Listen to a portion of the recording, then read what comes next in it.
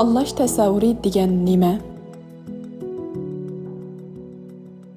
Tanlashdagi tasavvur hissiy jihatdagi bir taraflamalik bo'lib, kishilarni hissiy jihatda o'zlarining turmushini kontrol qila oladiganligiga ishontirishdir. Bundaq kontrol qilish hissiyoti kishilarda texmi baxt va avtonomiylik tuyg'usi paydo qilish bilan birga yana yolg'on umid tuyg'usi paydo qilib, ularda o'zlari kontrol qila olmaydigan ishlarga nisbatan ayib qusur izlashni keltirib chiqaradi. Tanlash tasavvuri hamisha e'lon va setishda iste'molchilarga o'zlarining setib olish qarorini o'zi kontrol qilayotgandek his qildirish uchun ishlatiladi. Qandaqli bo'lmasin, tanlash tasavvuri amaliyotda yolg'on kontrol qilish tuyg'usi bo'lib, ikkilamchi qaror chiqarishni keltirib chiqaradi. Umumiy tushuncha. Tanlash tasavvuri kishilarga o'zining tanlash doirasi keng ekanligini his qildiradi. Amaliyotda bu tanlashlar cheklik yoki oldin bekitilgan. Bu xil ishonch kishilarda yolg'on kontrol qilish tuyg'usi paydo qilishi mumkin. U bir tarafdan kishilarni texmi kuchlik va mustaqil his qildirsa, yana bir tarafdan kishilarning ideyasini monopol qilib, tanlashni o'tirg'i qo'yuvchilarga naf yetkazadi. Tanlashlar hamisha kishilarni qaroriga ta'sir ko'rsatadigan yo'shurun omillarni his qilmay turib, konkret tanlashga yetaklaydigan shaklda o'tirg'i qo'yilgan. Tanlash tasavvurining tarixi.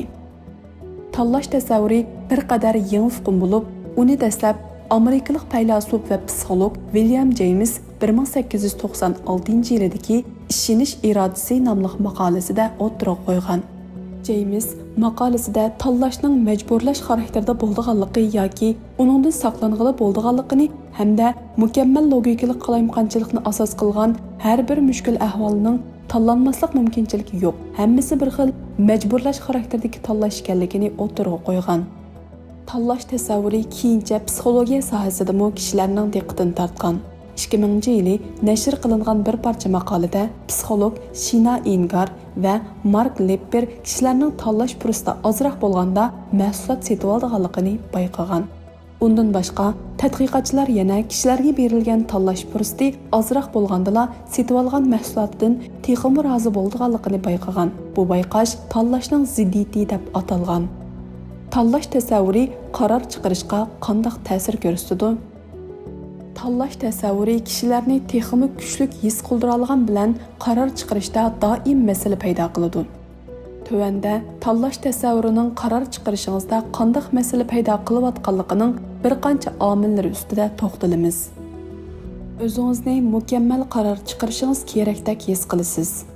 Siz qanday qaror chiqarishingizdan qat'iy nazar azoblanasiz. U mayli cho'ng yoki kichik qaror bo'lsin. O'zingizning cheksiz tanlash fursati bordek his qilasiz. Tanlashingiz tufaylidan falaj bo'lib qolgandek his qilasiz. Qaroringizdan doim gumonlanasiz. Tanlash tasavvurining turlari.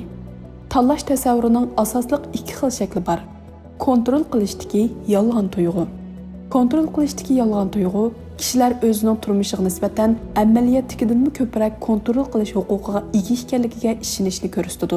Bu xil yolg'on tuyg'u kishilarning ikkilamchi qaror chiqarishiga, ya'ni o'z yoqtirmaydigan narsalarni tanlab qilishiga sababchi bo'lishi mumkin. Tanlashdagi ziddiyatlar. Tanlashdagi ziddiyatlar kishilar bak ko'p tanlashlarga duch kelganlikdan hamon o'zining qaroridan rozi bo'lmaslikni ko'rsatadi. Bu umuman kishilar tanlashlarga ko'mayitilganda hamda tanlash doirasini kichikiltirilmaganda yuz beradi.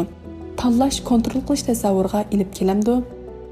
Ilgirki ba'zi dalillar shuni isbotladiki, kishilar tanlashga ega bo'lgandala to'g'ri tanlash orqali kontrol qila oladigandak tuyg'u paydo qila oladi.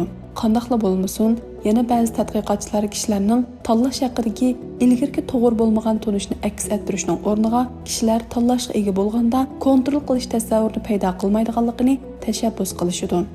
Tanlash tasavvurining amaliy qo'llanilishi.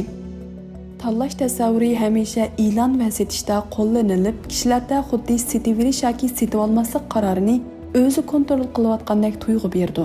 O'xshashla bu xil choralar siyosiy saylovlarda ham qo'llanildi. Xuddi saylovchilarning kimga bilet tashlashi o'z ixtiyorligidagi ishdak, o'ziga texmi ishonch paydo qildirish uchun qo'llaniladi. Amaliyotda tanlash tasavvuri yolg'on kontrol tuyg'usi bo'lib, to'liq bo'lmagan uchurlarga asosan qaror chiqarishga yetaklaydi. Netflixning hujjatli filmi Büyük hakkarlık bunun dağlıq misali. Filmda sonliq ma'lumot shirkati Cambridge Analytica'ning 2016 yillik Amerika prezident saylimida tanlash tasavvuridan foydalanib, kishilarning ko'z qarashini qanday monopol qilganligi aytib berilgan. Butkul filmda Cambridge Analytica'ning Facebook abonentlarining arxividan erishgan sonliq ma'lumotlardan qanday foydalanganligi, bu kishilarning qiziqishi, andisi va xohishiga asosan e'lon tashviqotlarini ishlash orqali ularning siyosiy kandidatlarga bo'lgan ko'z qarashini burg'anligi aytib berilgan. Haqsiz sinoq bilan ta'minlaydigan shirkatlar. Tanlash tasavvuri kishilarning qaror chiqarishini monopol qilish uchunmi ishlatiladi. Masalan, mobodo bir shirkat haqsiz sinab ishlatib beqish bilan ta'minlagan bo'lsa, xaridorlar mushtarilikni sinab ishiltish mezgilida bekor qilmagan bo'lsa, avtomatik holda mulozimatga tizimlatgan bo'ladi. Xaridorlar balkim o'zlarining mushtari bo'lish qarorini o'zlari kontrol qilayotganligiga ishonishi mumkin. Ammo amaliyotda ular shu shirkatlarning ta'siriga uchraydi. Tanlash tasavvurining ta'siri. Tanlash tasavvuri kishilarning turmushiga zo'r ta'sirlarni ko'rsatadi. U texmi bo'lmag'or qarorlarni chiqarishga turtki bo'lishi hamda kishilarga bisim va umidsizlik tuyg'usi ilib kelishi mumkin.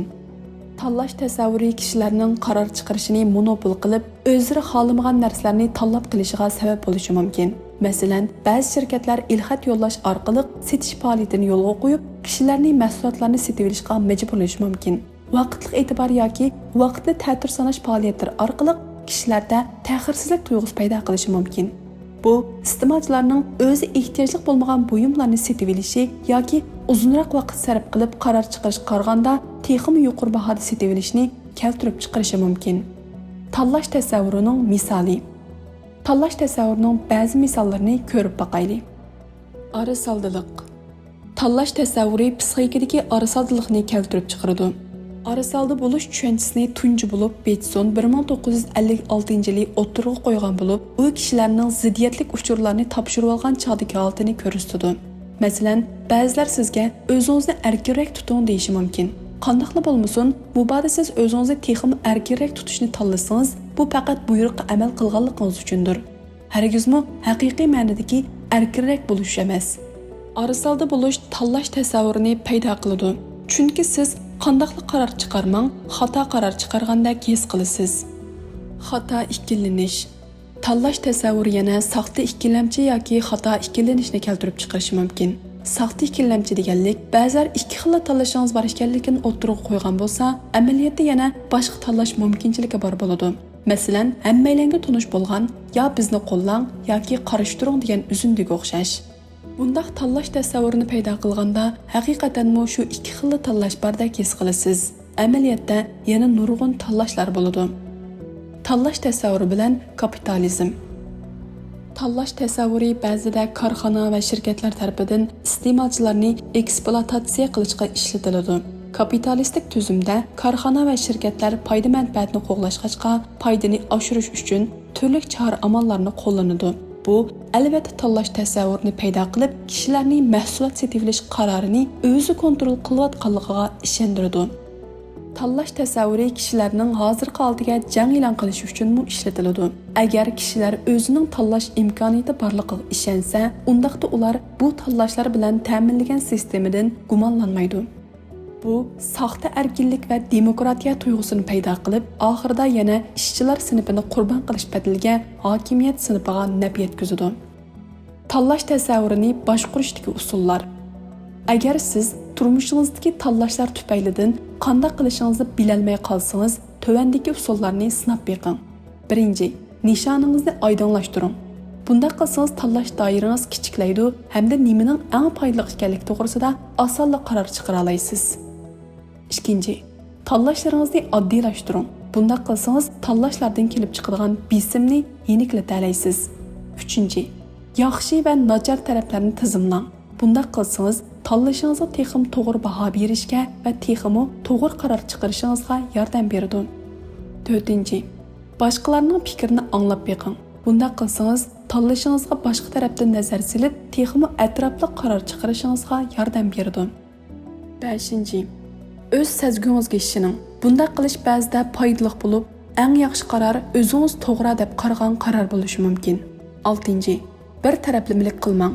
Qarar chiqarganda o'zingizning bir taraflamiligi va xohishini sezganda foydasiz qaror chiqarishdan saqlana olasiz. 7. Aldirab qaror chiqarmang. Qaror chiqarishdan burun vaqt ajratib barliq tanlashlaringizni astoydil o'ylashganda aldirab qaror chiqarib, keyin pushaymon qilishdan saqlanqili bo'ladi.